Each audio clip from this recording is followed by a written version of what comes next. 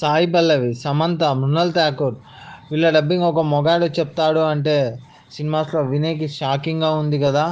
మరి వివరాల్లోకి వెళ్తే, నార్మల్గా హీరోయిన్స్కి ఉన్న క్రేజ్ వేరు. సినిమాలో వాళ్ళ క్యారెక్టర్స్కి, అలానే వాళ్ళ బ్యూటీకి, వాళ్ళ వాయిస్కి యూత్లో పిచ్చ క్రేజ్ ఉంటుంది. యూత్ వాళ్ళను పిచ్చి పిచ్చిగా ఇష్టపడతారు. ఏం మాయ చేసేవాళ్ళో సమంత క్యారెక్టర్కి, తన హస్కీ వాయిస్కి పిచ్చ ఫ్యాన్స్ ఉన్నారు, తన బ్యూటీతో పాటు. అలానే సాయి పల్లవికి ఫిదా సినిమాలో తన యాక్టింగ్కి, తన వాయిస్కి, తన మాడ్యులేషన్కి పిచ్చ పిచ్చ ఫ్యాన్స్ ఉన్నారు. అయితే ఆ వాయిస్ అనేవి డబ్బింగ్ ఆర్టిస్ట్తో చెప్పిస్తారు. కానీ ఇప్పుడు ఒక అతను ఇంటర్వ్యూస్ ఇస్తున్నాడు. తన పేరు ఆర్జా హనుమంతు.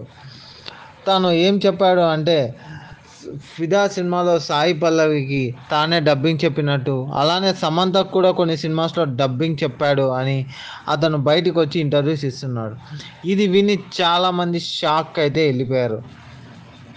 ఎందుకంటే సాయి పల్లవి, సమంత, మృణాల్ ఠాకూర్ ఇలాంటి హీరోయిన్స్కు యూత్లో పిచ్చ క్రేజ్ ఉంటుంది. వాళ్ళ సినిమాలు థియేటర్లో నార్మల్గా హీరోయిన్ సినిమాలో రొమాన్స్ సీన్స్ లవ్ చేసుకునేటప్పుడు నార్మల్ ఆడియన్స్ ఆ సీన్స్ని చూసేటప్పుడు స్క్రీన్ మీద ఒక అబ్బాయి ఒక అమ్మాయి ఉన్నారనే ఫీల్తోనే ఉంటారు.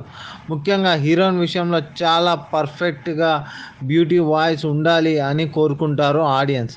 కానీ ఇప్పుడు ఒక మగవాడు డబ్బింగ్ చెప్పాడు అలాంటి క్యారెక్టర్స్లో అంటే జనం షాక్ అయిపోతున్నారు.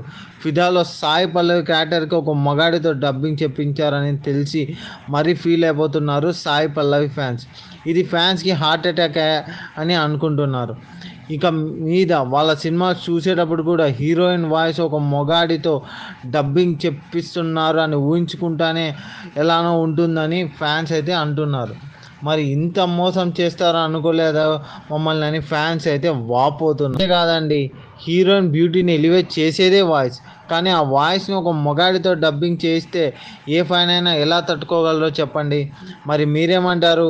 మీరు ఫిలిమ్స్ చూసేటప్పుడు హీరోయిన్ వాయిస్ ఖచ్చితంగా ఆడవారి డబ్బింగ్ చెప్తానే బాగుంటుంది అనుకుంటారా, లేకుంటే ఎవరైనా పర్లేదని అనుకుంటారా? కామెంట్స్లో చెప్పండి.